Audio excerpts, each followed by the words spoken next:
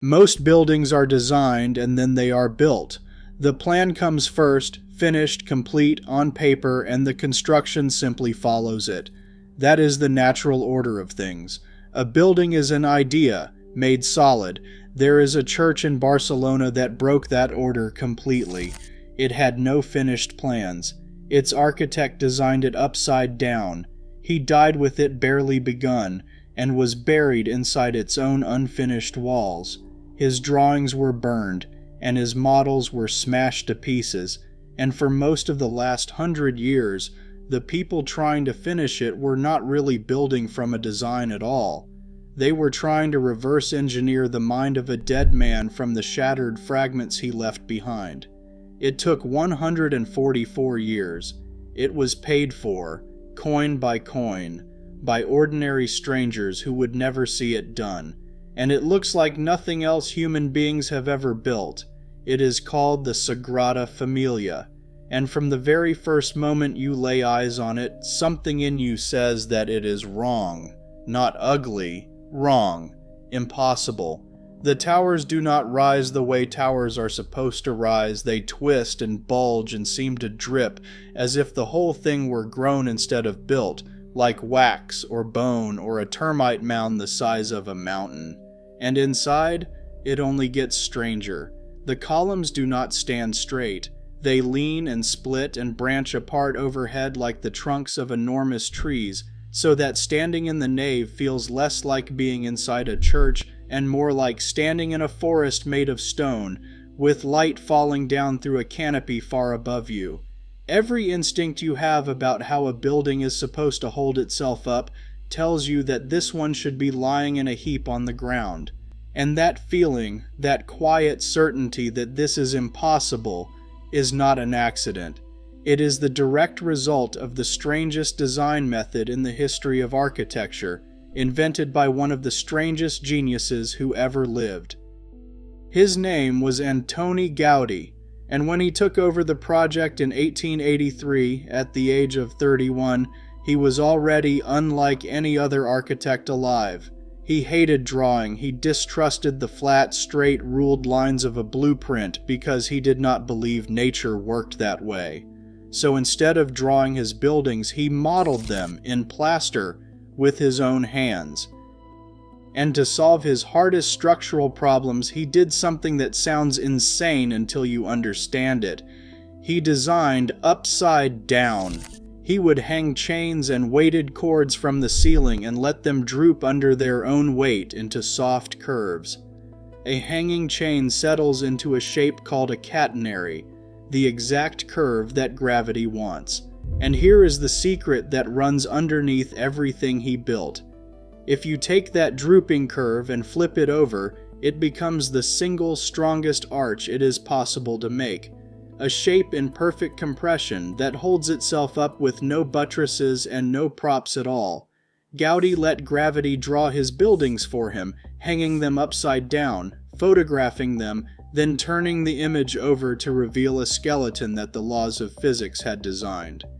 He was running calculations by hand with string and lead that computers would not be able to match for another 100 years. That is why the Sagrada Família looks impossible.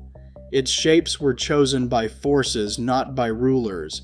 It looks alive because, in a sense, it was grown.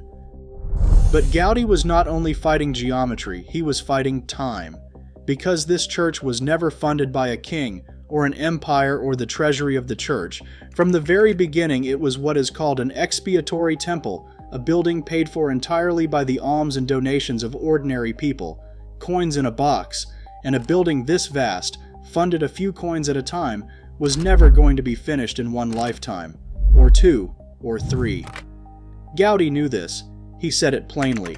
The temple, he said, is made by the people, and it is in the hands of God and the will of the people. And so he did something that almost no creator in history has ever had the humility or the cunning to do. He planned his own death into the building. He knew he would never see it completed, so he asked himself a colder question. How do you make sure a project outlives you, that strangers, generations from now, keep pouring their money and their lives into a church you will never finish? And Gaudí's answer was beauty. He deliberately chose to build the most ornate, most joyful, most breathtaking face of the church first, the nativity facade dense with life and detail and stone flowers, and he said exactly why.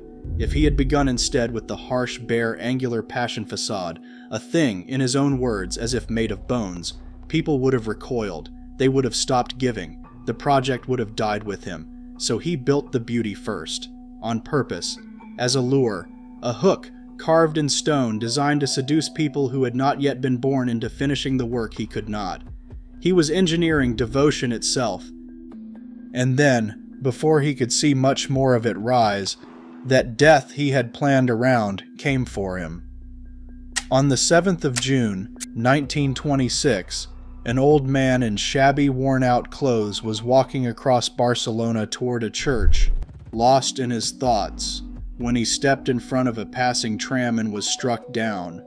Nobody recognized him. He carried no papers, and he was dressed so poorly, years of deepening religious devotion had left him gaunt and indifferent to his own appearance, that the drivers who passed took him for a beggar and refused to lift the injured man off the street. He was carried at last to a hospital for the poor and given only the most basic care, because everyone assumed he was a vagrant.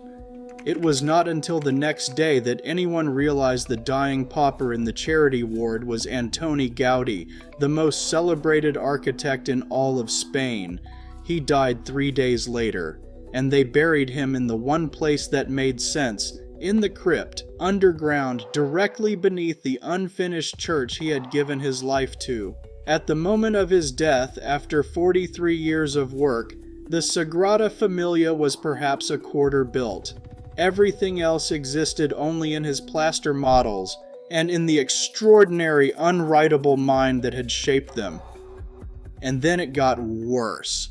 10 years later, in 1936, Spain collapsed into civil war. A mob broke into Gaudí's workshop at the Sagrada Família. They set fire to his drawings. And they took his plaster models, the detailed, three-dimensional keys to how the entire rest of the building was meant to be shaped, and smashed them to pieces. The single most important record of how to finish the church was reduced in a single afternoon to a floor of broken plaster and ash. Sit with the situation that was left behind. The architect was dead. His plans were burned, his models were shattered, and the building was only a fraction complete. By every reasonable measure, the Sagrada Família was now unfinishable, a puzzle whose solution had been deliberately destroyed, left by a man who had never fully written it down in the first place, because it had all lived inside models that no longer existed.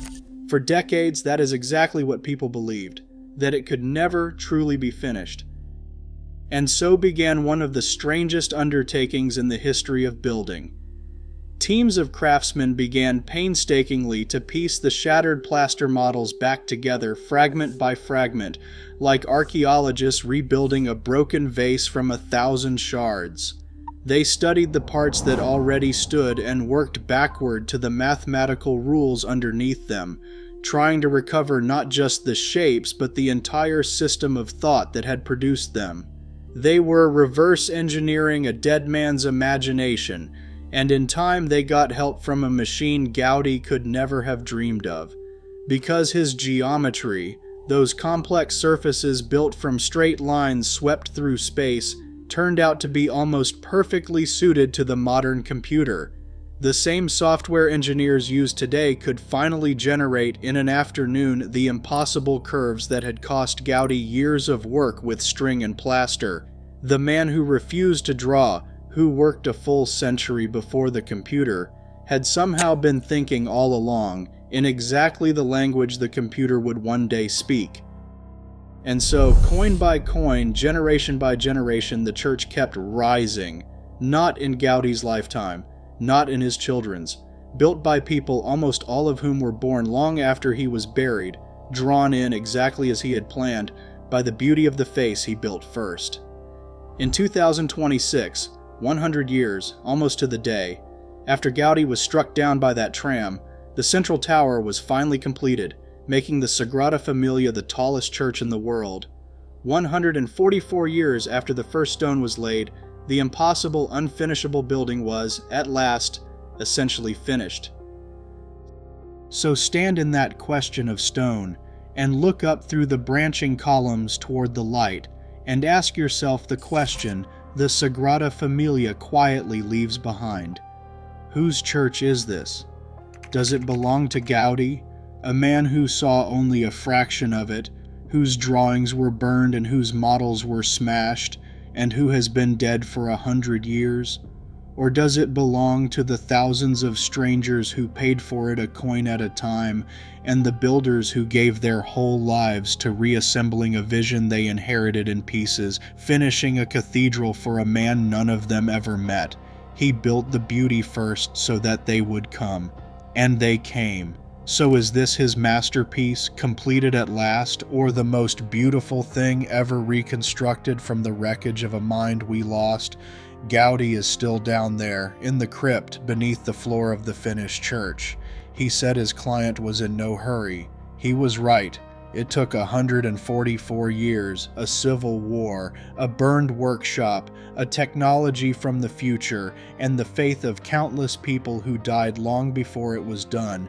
And in the end, the church that everyone swore could never be finished.